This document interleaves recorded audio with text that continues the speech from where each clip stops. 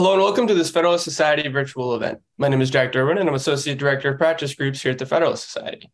Today, we're excited to host a panel discussion titled Suing Religious Employers, the Extent of Exemptions in Title VII. Joining us today is an accomplished panel of labor law and religious liberties experts who bring a range of views to the topic. In the interest of time, I'll keep intros brief now, but you can view our speakers' full bios at fedsoc.org. Professor Carl H. Esbeck is the R.B. Price Professor Emeritus of Law, and Isabel Wade and Paul C. Leida Professor Emeritus of Law at the University of Missouri School of Law. He has published widely in the area of religious liberty and church-state relations, and has taken the lead in recognizing that the modern Supreme Court has applied the Establishment Clause not as a right, but as a structural limit on the government's authority in specifically religious matters. Ms. Jennifer Goldstein is Associate General Counsel at the Equal Employment Opportunity Commission, where she leads the Office of General Counsel's Appellate Litigation Division. She oversees the filing of commission party and amicus briefs in the U.S. Court of Appeals on a range of issues arising under federal anti-discrimination statutes, including religious discrimination. Finally, Ms. Sharon Fass-Gustafson is the immediate past General Counsel of the U.S. Equal Employment Opportunity Commission, where she enforced Title VII of the Civil Rights Act, the Americans with Disabilities Act, and the Age Discrimination and Employment Act, among other federal statutes. She is now principal at Sharon Fass-Gustafson, PLC. After opening remarks and discussion between our panelists, we'll go to audience Q&A. So please enter any questions for our speakers into the Q&A function at the bottom right of your Zoom window. We'll remind you of that later on. Finally, I'll note that as always, all expressions of opinion are those of the speakers joining us today. With that, we'll go now to opening statements. Professor Esbeck, the floor is yours. All right, thank you, Jack. Our primary topic this morning, or at least it's the morning in my time zone, I guess afternoon out east, is the religious employer's exemption in Title VII, which is in 702A. So just as a shorthand matter, we're quite often going to just refer to this as 702A or the 702A exemption. It is an affirmative defense. It begins as this subchapter shall not apply to, and the subchapter there is all of Title VII. So the exemption, at least textually as it begins out, is very broad. It takes out of play everything else in Title VII if you can comply with what follows in order that you can avail yourself of the affirmative defense. Now, I want to momentarily just put that to the side because the panel earlier decided I would supply a little bit of context in terms of the wider religious liberty issues here. 702A is by no means the only religious defense. So it's common in these employment discrimination cases for the defendant to raise RFRA, or the Religious Freedom Restoration Act of 1993. In addition, it's common for the defendant to raise the Ministerial Exception, which is a type of church autonomy defense, and it's based upon the two religion clauses of the First Amendment. Insofar as it speaks to employment discrimination, it speaks to where the job is that of a minister or other religious functionary. A third sort of defense, if the facts fit, is under the Free Speech Clause. And I'll just analogize that to the pending religious liberty case called 303 Creative. That is a discrimination case, but it's a public accommodations discriminations case. But nonetheless, the defense is that the anti-discrimination provisions are causing the defendant or forcing the defendant to speak in a way that he or she would prefer not to speak, and therefore it's forced speech in violation of the Free Speech Clause. And then a fourth category of defense is under the Free Exercise Clause. And there we have to divide. If the claim by the defendant is that they're the object of religious targeting by the government, then that's prohibited by the Free Exercise Clause. We We call that a Lukumi case, or more recently, the Masterpiece Cake Shop case. Again, the way that could come up is, say, if the EEOC was the plaintiff, brought its own action, so they're a governmental actor, of course, and the defendant is claiming that they're the object of religious targeting, and that's prohibited by the Free Exercise Clause. On the other hand, if there's not targeting, then the Smith case controls. We have a law which is generally applicable, no religious targeting, and therefore no free exercise defense.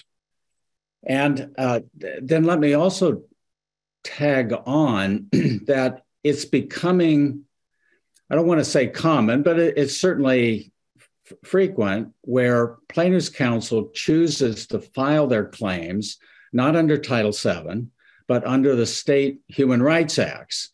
And that can be workable for plaintiffs' counsel in about half the states. I guess we would say the more progressive states or blue states, where the State Human Rights Act either has no religious employer exemption or a very narrow one, more narrow than 702A. And there's no statewide RFRA. About half the states have adopted a RFRA, somewhat patterned after the federal RFRA. The federal RFRA doesn't apply as to state action. But if you're in half those states where there's a state RFRA, of course, filing in state court under the State Human Rights Act doesn't get you around that. But in many cases, the more progressive or blue states are those that do not have statewide RFRAs. So you can see the advantage of filing your discrimination claim in state court.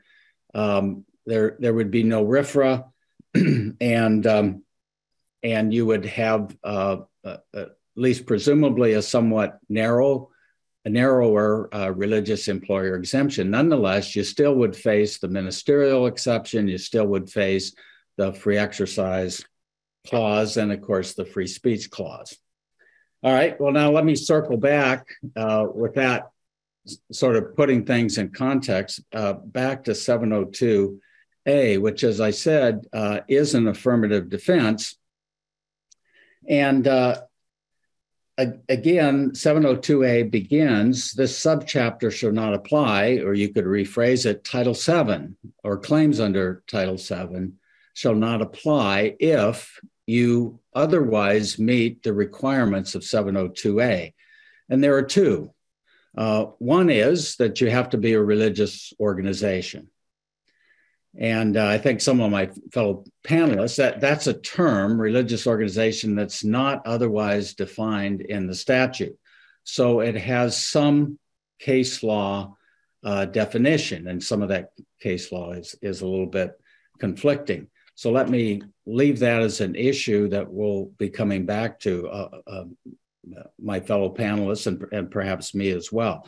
And then the second requirement to avail yourself of 702A is that you, the employer, have a religious reason for the adverse employment decision that the plaintiff is complaining about. And quite often, of course, if you have a religious reason, that becomes an issue of contention. And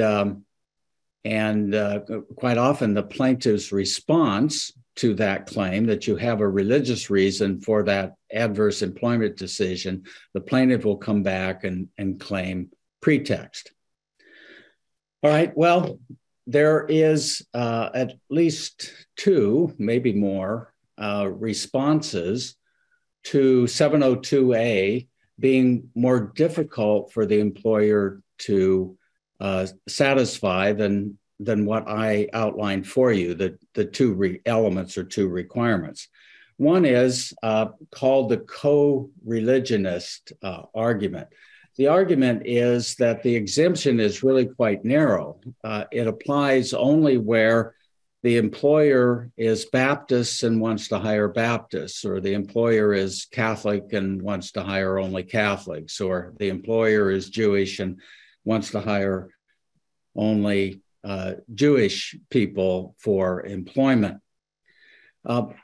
I guess my initial responses to that, of course, I don't think that that's at all correct. First of all, it's completely at odds with the text. Again, the text of 702A is, this subchapter shall not apply, subchapter being all of Title VII. And there's much more to Title VII than just a Baptist employer wanting to hire only Baptists.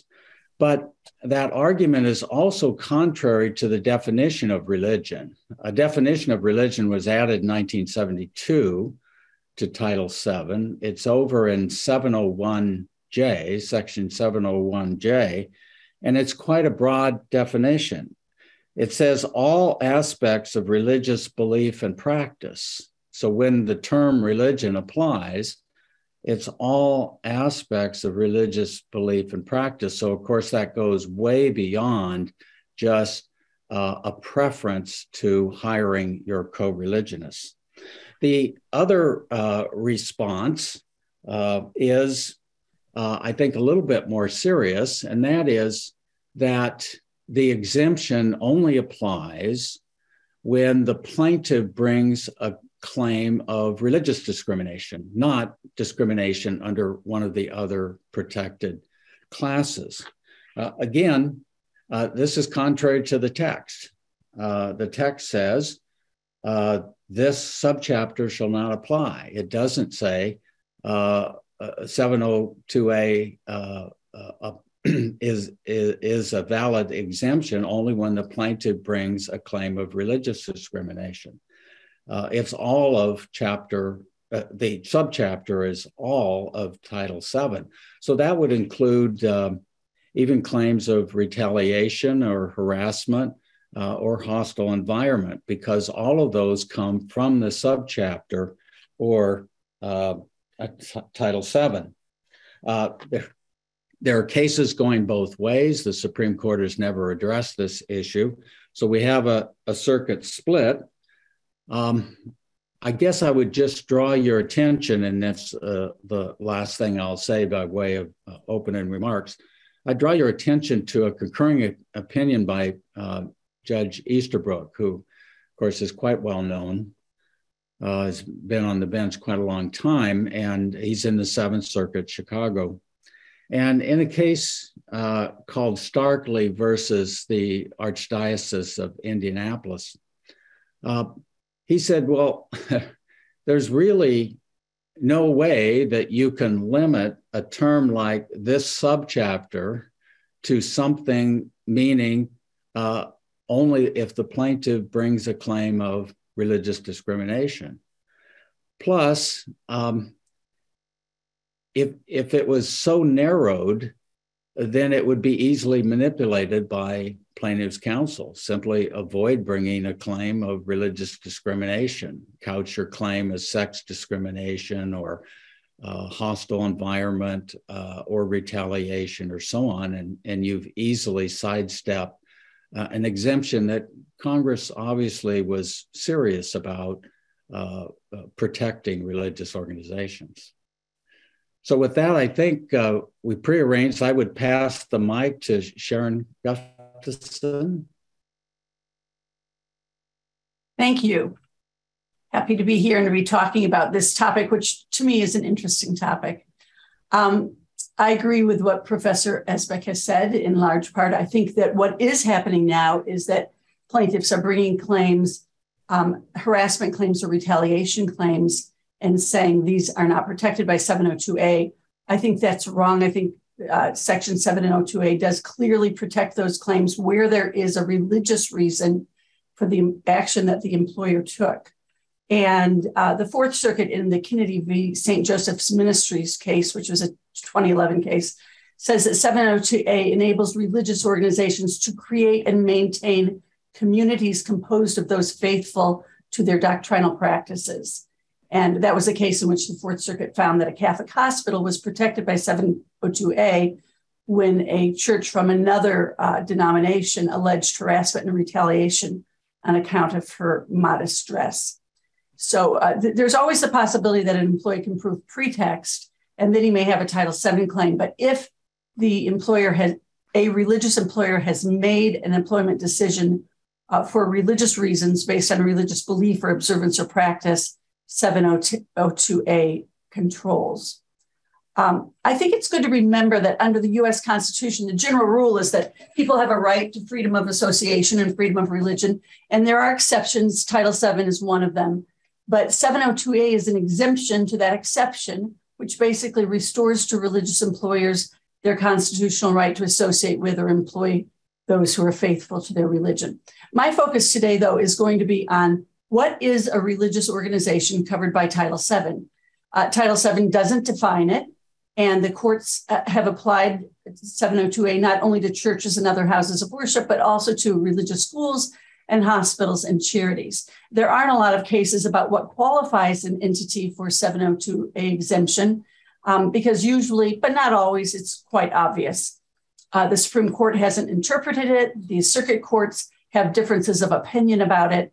The courts have recognized that the statute doesn't mention nonprofit or for-profit status, although that is a factor that is almost always considered. And the courts have also recognized that engaging in secular activities does not disqualify an employer from being a religious organization, and that religious organizations don't need to be affiliated with a house of worship in order for 702A to apply. Some courts, and by way of example, I'll point out the Ninth Circuit in EEOC v. Townley, have defined the religious institutions as those whose purpose and character are primarily religious by weighing all significant religious and secular characteristics and determining whether the institution is primarily secular or primarily religious. In that case, there was a Christian employer who covenanted with God that their business would be a Christian faith-based business, and they included gospel messages in their outgoing correspondence and in their internal company documents. They provided financial assistance to churches and missionaries. They held a weekly devotional service. And an applicant signed a statement of faith and agreed to attend these devotional services. But after he was hired, he announced that he was an atheist. And the EEOC brought a religious discrimination case on his behalf. And the Ninth Circuit noted that Townley Manufacturing produced a secular product, was not affiliated with the church, and did not mention a religious purpose in its formation documents. And the court weighed all the factors and found that it was not primarily religious, and therefore it did not qualify for the 702A exemption. But I want to point out that the primarily religious test is problematic because so much of what religious people do to practice their religious beliefs appears secular to most people. In fact, perhaps the only things that Christians do, and I'm speaking from my experience, is that appears completely religious might involve baptism, communion, and prayer. And the first two of those don't happen in the workplace. And the prayer in the workplace would be expected to take only a few minutes of each workday. But for many, practicing religion involves what people think of as secular things: feeding the hungry, tending the widows, adopting the orphans, assisting the immigrants. You know the list, it goes on, and nursing the sick in hospitals.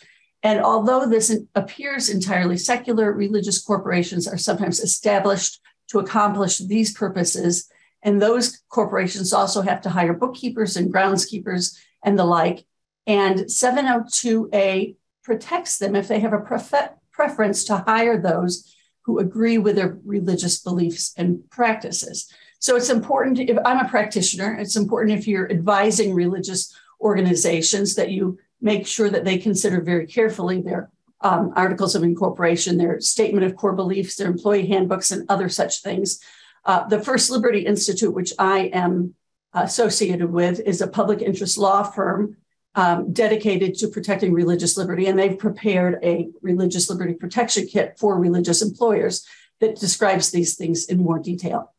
The EEOC guidance lists 9 factors that the courts consider about whether an employer is a religious employer. And I'm not going to go through all those now. You can find them in the guidance. The EEOC guidance says that where an employer asserts a 702A defense, the commission will consider all of the facts. And although there's a lack of clarity about the definition of religious employer under 702A, there are two things about 702A that are absolutely clear. You've already heard reference to them, but I'm going to note it again. 702A is clear that Title VII in its entirety does not apply to religious entities with respect to employment of people of a particular religion. And the definition of religion in Title VII is absolutely clear that it covers not only religious belief, but also observance and practice, or what we usually call conduct. I suggest that there are two cases where the court correctly interpreted 702A to apply to a corporation which was not a house of worship. The first is the Ninth Circuit in 2011 in the Spencer v. World Vision case. World Vision describes itself as a Christian humanitarian organization, and that organization terminated 3 employees who the case says denied the deity of Jesus Christ. The Ninth Circuit held that an entity is eligible for a 702A exemption, at least where the entity, and it gave 4 factors, is organized for a religious purpose, is engaged primarily in carrying out that religious purpose, holds itself out to the public as an entity for carrying out that religious purpose, and does not engage primarily or substantially in the exchange of goods or services for money beyond nominal amounts. But that case was interesting in that the panel that decided it didn't agree with each other. Judge O'Scanlan would not have required the 4th factor about not engaging substantially in the exchange of goods or services for money. And he noted that the very act of determining what activities do or do not have religious meaning runs counter to the core of the Establishment Clause. Judge Kleinfeld agreed with the first 3 factors, but added that 4th factor about the exchange of goods or services for money. And in her dissent, Judge Berzon said that 702A applies only to organizations whose primary activity consists of prayer and religious learning. That is the most narrow view of 702A I have ever seen articulated. So the second case I wanted to note was the Third Circuit's case in Laboon v. Lancaster Jewish Community Center. This is a 2007 case where I think the court got it right. Laboon was an evangelical Christian bookkeeper who sued a Jewish community center for religious discrimination. She believed she had been terminated either because of her speech impediment and or her Christian faith. And Laboon argued that the Jewish Community Center was not a religious organization because it lacked ties with a synagogue, and its purposes were primarily cultural, not religious. This decision notes that it held secular lectures, it employed Gentile employees, and it failed to ban non-kosher foods. But applying the primarily religious standard, the Third Circuit unanimously held that the Jewish Community Center was a religious organization entitled to 702A protection, noting that the center identified as Jewish and its stated mission was to promote Jewish life, identity, and continuity. It relied on co-religionists for financial support. It offered instructional programs with Jewish content. It began board meetings with biblical readings, and it involved rabbis from local synagogues in its management. The court said that whether an organization is religious under 702A cannot be based on its conformity to some preconceived notion of what a religious organization should do. And it let the religious organization define itself that way. And it gave 4 different liberties that religious organizations may take without losing 702A protection. Number 1, religious organizations may engage in secular activities. 2, they need not adhere absolutely to the strictest tenets of their faiths. 3, they may declare their intention not to discriminate. And 4, they need not enforce an across-the-board policy of hiring only co-religionists. So those 2 cases, I think, are good examples and that contrast with the Townley case about the way courts look at this. I believe that the best articulation of the meaning of 702A is the one I saw in a memo from the Office of the Attorney General that's dated October 6, 2017. It defines religious institutions for purposes of 702A as, quote, entities that are organized for religious purposes and that engage in activity consistent with and in furtherance of such purposes. I think that's a pretty good definition, and it accomplishes the purposes of Section 702A. Generally, I think that employers who are not religious employers are not going to pretend that they are in order to get the protections of Section 702A. The employment situation is not like the tax situation where somebody may get a tax break if they are designated a religious employer. Instead, in the Title VII context, all that the religious organization designation gets you, if you're the employer, is the ability to prefer those who are in accord with your religious beliefs, observances, and practices. And now I'm going to hand the discussion over to Jenny Goldstein, whom I worked with at the EEOC. I'm so happy she's here today. She's a really smart person who understands this stuff, and I'm eager to hear what she has to say. Jenny? Thank you. I just want to emphasize that the EEOC did issue a religion guidance in 2021 that does, we had issued a guidance previously in 2008. This one does a deeper dive into some of the defenses, and a lot of the cases that Sharon mentioned and that I'll mention are cited there. And I also want to add that the guidance stresses that all these issues are often very, very fact intensive, are going to depend on the facts, on the law of the particular circuit, and it encourages the investigators who are sort of on the front lines to take a lot of care in how they assess cases where there's a religious defense. I want to pick up actually on what Sharon was talking about. I was really struck when I was going through reading some of those cases that Sharon mentioned and some others on what is a religious organization, on how divided these decisions are. I think Sharon mentioned the Spencer decision where you have a teeny tiny per curiam decision and then these long two concurring opinions and the dissent. The Laboon case also, that was the Jewish Community Center case, also had a very vigorous dissent where the dissenting judge emphasized that this community center was not owned or controlled by a formal religious organization, wasn't run by a synagogue, produced a secular product, and the 3 local rabbis who were on the board were just there in an advisory capacity. So I would argue that it's not just Judge Berzon in Spencer, but I think in that case, in the dissent in Laboon also took a very, very different view. And then some of the more recent cases I've seen, there was a case against the Salvation Army in the Ninth Circuit, and there the court held that the Court of Appeals held that it was a religious organization, citing actually to both concurring opinions in the Spencer case, the Kleinfeld and the O'Scanlan opinion. And then a case that seemed a little similar to me, this was a district court case in Louisiana against something called the New Orleans Mission, and the mission of that entity was to minister to the homeless. And the court said, in summary judgment, I can't say, it looked to see whether it met the majority of the 9 Laboon factors and said, I can't say that it does. So that it seemed a little different to me. The courts really are going in different places. And then, and I'll just add one last case that there was a 2018 case in the Second Circuit that was about the ministerial exception. It involved the Department of Pastoral Education within a hospital, a Methodist hospital, New York Methodist Hospital.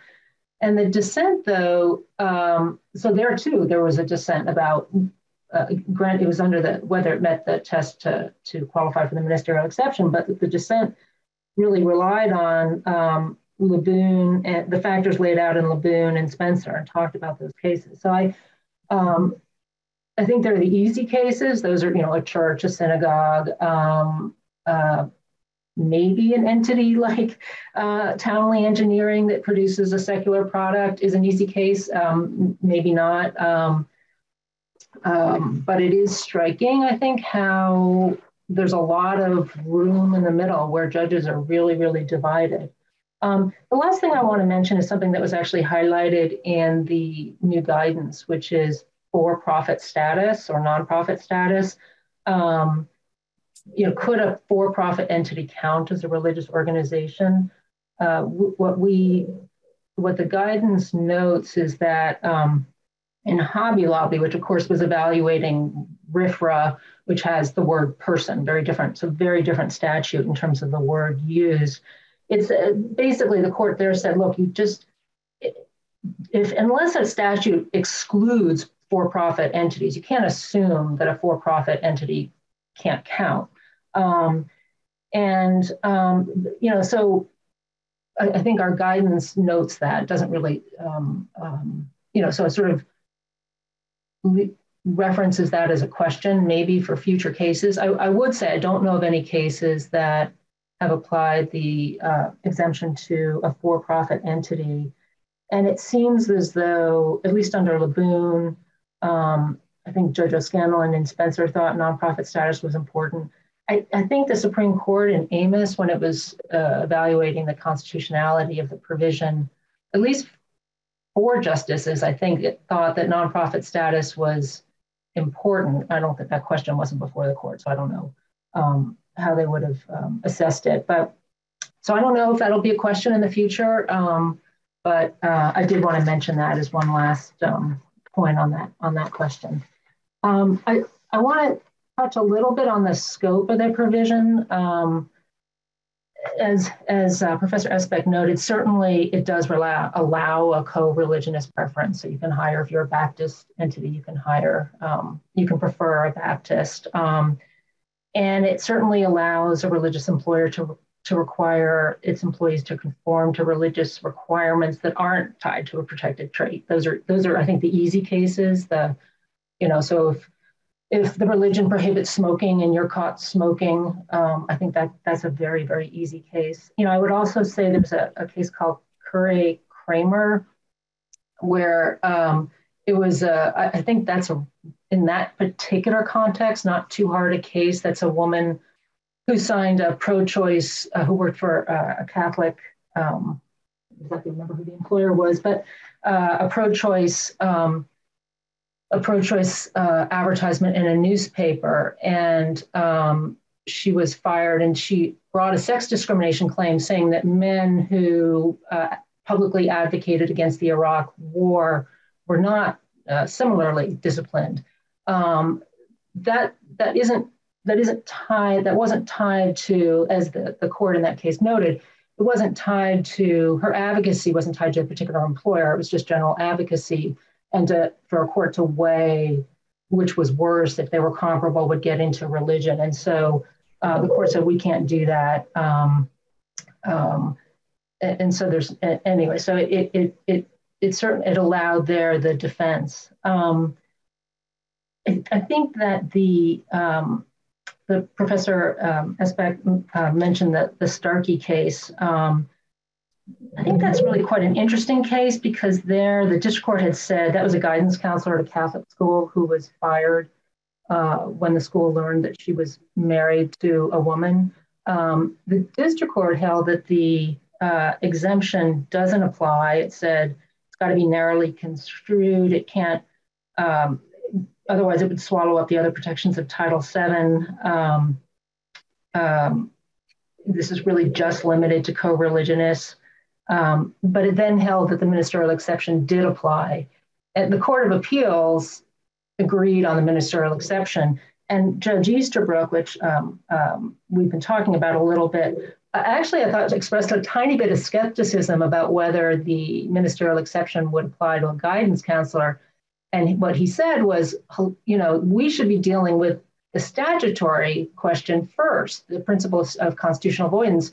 Why is the court not focused on the statutory question, and under the statutory question, she should lose? So maybe we'll see more of the statutory analysis coming to the forefront. I think in some ways the ministerial exception is courts find easier, because there's I think we've noted that the Supreme Court hasn't addressed a lot of these questions, whereas with Hosanna Tabor and Morrissey Baru, the Supreme Court really has addressed these, and a lot of the courts of appeals have. So I think courts maybe feel a little more comfortable talking about the ministerial exception. And of course, the scope is, I would say, I think Morrissey Baru is a good example. Those were two cases. One, a woman fired after she disclosed she had breast cancer, another allegedly fired because of her age. So once it applies, you don't have to get into the scope of the provision for the most part. You can put an asterisk on that. I'll be curious to see whether courts follow what Judge Easterbrook suggested, which is go with the statute first, or whether they just go with the ministerial exception first. I want to mention two cases that I think are worth watching, because I think as to the scope, they're quite interesting. One is still in district court. They're actually both within the Fourth Circuit. One is still in district court. It's called Doe, and it involves a Catholic, the defendant is Catholic Relief Services, and their decision to deny health benefits to the same-sex spouse of an employee. I wonder, Sharon mentioned the Kennedy case, which said that the exception is not limited to hiring and firing, but she also mentioned that Kennedy talked about how religious employees are entitled to maintain communities of faith. Here's a situation where the employer employs this individual, but just doesn't want to pay health benefits. And in that sense, it sort of reminded me of an old case from the 1980s called EEOC versus Fremont Christian Schools, where the employer paid benefits to single women, single men, married men, but its religious belief was that these benefits should be limited to head of household, and that a married woman could never be a head of household. And the Ninth Circuit said that's sex discrimination. It doesn't essentially said it doesn't matter that it's wrapped up with faith. That's not permitted by Title VII. Anyway, I don't know that Doe was argued that way. The district court in Doe just sort of seemed to say the exception is narrow. It doesn't extend beyond co-religionists, but if it is appealed, it'll be interesting to watch how that's argued. And then I don't want to get too far ahead of my time. And the other interesting case that is on appeal is it's in the middle of briefing in the Fourth Circuit involving it's called Ballard, a substitute teacher at a Catholic school who was fired when I think he announced his engagement to a man. Probably won't get into the arguments. I think that the briefing on behalf of the school is, I think, pretty thorough. I think there's some interesting as to whether when the religious belief is intertwined with a protected trait under Title VII, how do you deal with that? One thing I'll add this and in closing, the ADA, which was enacted, it was enacted in 90. So the Civil Rights Act was in 64. The exception was there. It was modified in 72. When the ADA was enacted, they put in a defense similar to Title VII, but then they added a separate section that said a religious organization may require its applicants and employees to conform to the religious tenets of the organization. The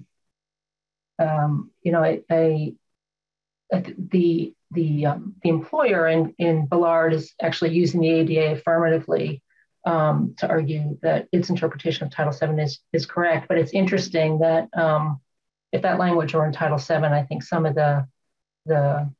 these issues would be a little easier for courts to resolve. And I'll end there.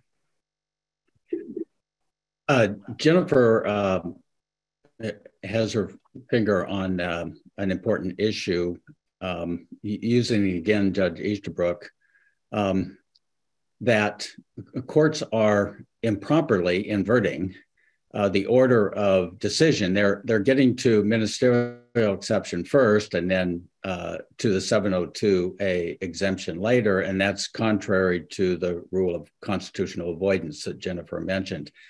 Let me just say a word the reason defense counsel is doing that, and I'm not saying the reason's justified, but the reason they're doing it is if it's a ministerial exemption case, then it's much more going to be disposed of on a motion to dismiss or a very early motion for summary judgment. Because if it is a ministerial exemption case, then it's a categorical immunity. The case is over. Whereas, when I was telling you about 702A, well, it's an affirmative defense.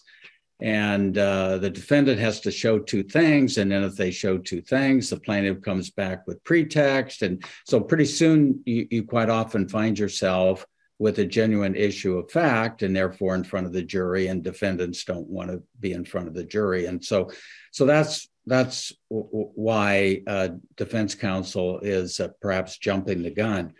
On the two-part test, the first one, of course, is, are you a religious organization? And let me just say, Sharon touched on this, but I just want to emphasize her point, is what's really going on there is in defining a religious organization, the court has to avoid violating one of its own rules, and that is the religious question doctrine, because church autonomy requires that civil magistrates not resolve religious disputes.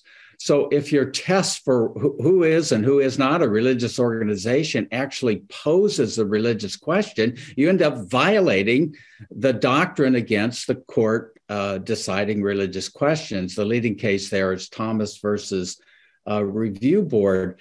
But if you just go to the case from last term, the Carson case, a school funding case from the state of Maine, the majority said, well, the state of Maine would not fund sectarian schools, but they would fund church-affiliated schools. Well, what is the difference between a sectarian school and a church affiliate? That's a religious question.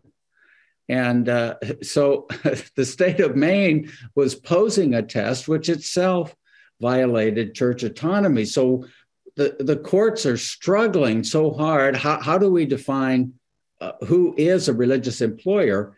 They're struggling because they're trying not to come up with a test that violates one of its other rules.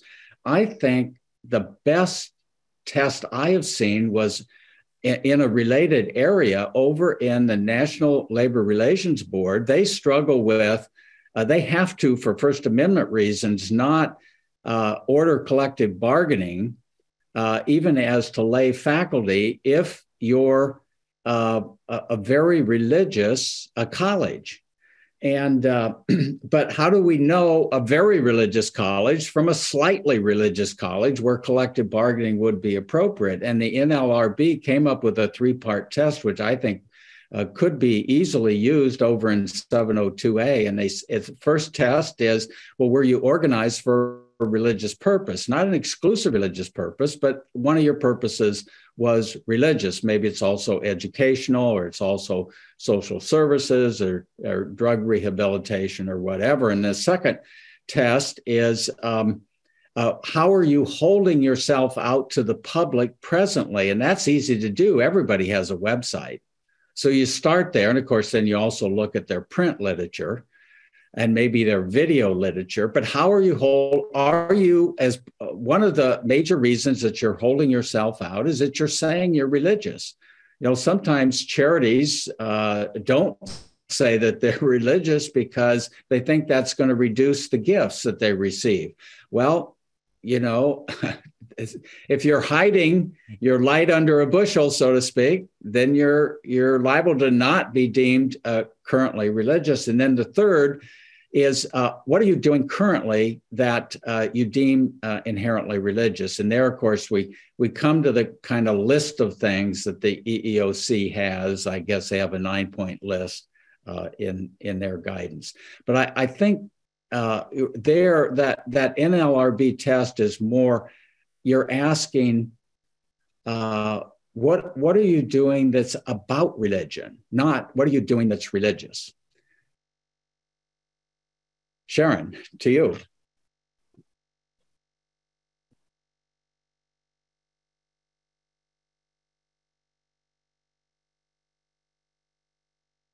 Sharon, I'm passing it to you, but I think you're on mute. Not anymore, I'm not. Thank you. I want to pick up with something that Ginny brought up about employment benefits. And this is an interesting question. And one of the views that I have heard people express about 702A is that it relates only to hiring and firing. It doesn't relate to things that happen during the employment relationship, such as harassment or employee benefits or that sort of thing. I think that's wrong under the plain language of 702A. 702A doesn't talk about hiring or firing, but rather it says that Title VII shall not apply to a religious entity with respect to the employment of individuals of a particular religion. And I believe that employment has to do with every aspect of the employment relationship. This is something that the Fourth Circuit said in the Kennedy case that I alluded to earlier. It relates to every aspect of the employment relationship, and that would include employment benefits as well. And then the only other point that I wanted to respond to is to answer the question, how do we deal with religious belief when it's intertwined with protected traits? And I think that there are two parts of the answer. The first is that 702 itself tells us that Title VII doesn't apply. So we don't go there. There is an exception, I think. If you have an employee who is saying, this doesn't have anything to do with my religious beliefs or conduct. They're saying that it is just a pretext. They're really only discriminating against me because I'm a woman. Here is a man who did the exact same thing I did. You know, I'm a woman and I was fired because of my pro-abortion advocacy. Here's a man who did the same thing and he wasn't fired.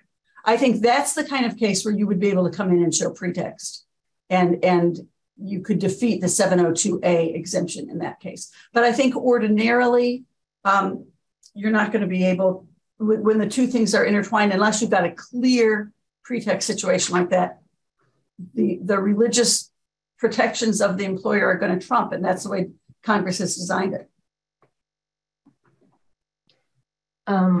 Thank you. I'll just make 2 points. On that Doe case that I mentioned about benefits, you know, as I said, I don't know what they'll argue. I don't know what our position would be if somebody asked the EEOC, what's your position on this case? I think that in some ways, as I said, I'll just sort of repeat a theme. Congress, in some ways, I think has made it. I don't think it's as clear as it could be in the benefits context. It's the employer can employ individuals of a particular religion to perform work connected. So if the employer is fine with them being employed to perform work, how does benefits fall into that? I don't know. I don't know if they'll make that, if that'll be an argument or not. I just add one thing about the history of these provisions. And I think when Congress was debating the bill in 63, before the 64 Act, they actually thought about exempting religious entities altogether. And then they put in that was not acceptable to the majority. So they put in this provision and actually limited it to the exemption to employees performing religious work as opposed to non-religious work. And I think for the reasons that both Sharon and Professor Esbeck have talked about, I think that's very hard to separate out. So in 1972, they got rid of that word, that qualifier. So all work, if you want to hire a Baptist to mow the lawn and to do religious work, it's all the same. And the other thing I'll say about the definition, which Professor Esbeck referenced, was added in 1972. And it is broad, except it seems as though it talks about how religion includes all aspects of observance and practice, as well as belief. But then it adds, unless the employer demonstrates that he can't reasonably accommodate it without undue hardship. So I think Congress there was thinking about individuals and individual claims, and probably not the religious defense, although I think it certainly it defines it for the statute. So I think it would be a hard argument to say some different definition of religion should apply. But the only point I want to make is it seems as though there's the statute isn't quite as clear as it could be on some of these hard issues, which is why courts have struggled. Jenny, I think you've made a good point about the fact that the statute talks about employing people to carry on its activities. And one could argue that does not reach employee benefits because it's not about carrying on activities.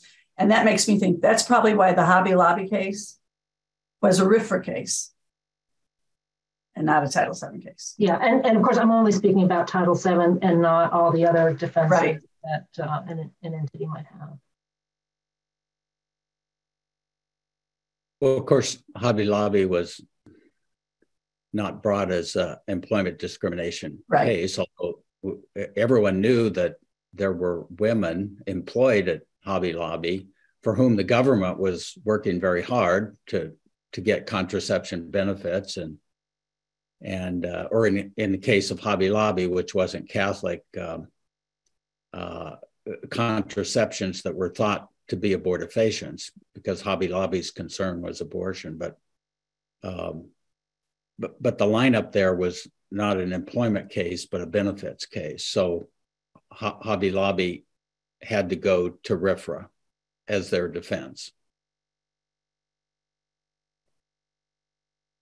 Well, thank you all. We have about 10 minutes remaining, and I think we'll now turn to audience Q&A for the remainder. And our matter audience, you can submit questions using the Q&A box at the bottom right. We have a number already, so we'll jump right in. We have one. To what extent can the principles being discussed in the employment context be extended to customers/clients who assert discriminatory treatment on the same or similar bases, protected classes, reprisal, failure to provide accommodation, etc.? And that one's open-ended, if anybody would like to take that one. Jack, could you read that once more, just to... Sure. To what extent can the principles being discussed in the employment context be extended to customers/clients who assert discriminatory treatment on the same or similar bases? Well, they're not going to be bringing a claim under the employment section of Title VII. So I guess, is this a public accommodations question? Yeah, that's how I understood it too. Discrimination by a public accommodation. And for that, I will say I lack expertise.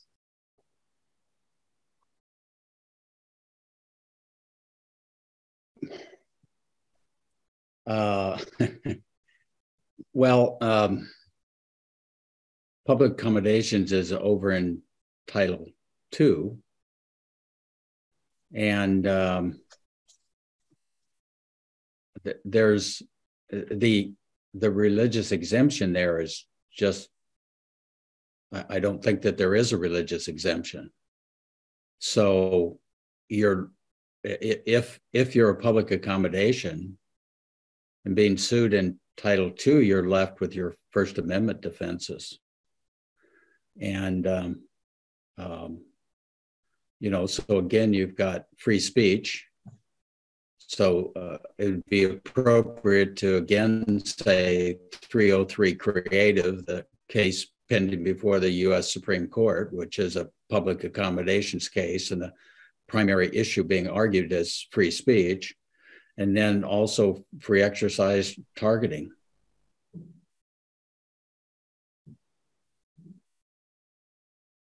All right, we have a next question here. Does having employees acknowledge receipt of an employee handbook that clearly articulates employment expectations, many of which may be based on religious tenets, support a 702A defense? It would be one twig in the bundle. Yeah, it's quite common for the defendant to put into evidence the employee handbook. And quite often the employee handbook has been carefully crafted by advice of counsel, legal counsel. But sometimes there's a separate employment contract or morals clause, which is not part of the handbook, but a separate contract. Many of the Catholic K through 12 school cases have a separate contract with a morals clause and they have the teachers and guidance counselors and principal and superintendent and school nurses sign that morals clause annually. I mean, it's been quite common for employers, especially religious employers, ever since first marriage, and now in the Bostick case, sexual orientation, gender identity to become protected bases. And so they've generated documents so that they can raise both the ministerial exception, if that's appropriate, and 702A. We have a question here about benefits specifically. How is it helpful to employees if a religious organization can be required to pay benefits to the same-sex marital partner of an employee? Wouldn't that just motivate the RC employer not to hire said individuals in the first instance, or to simply fire them rather than fight over paying benefits to a same-sex spouse?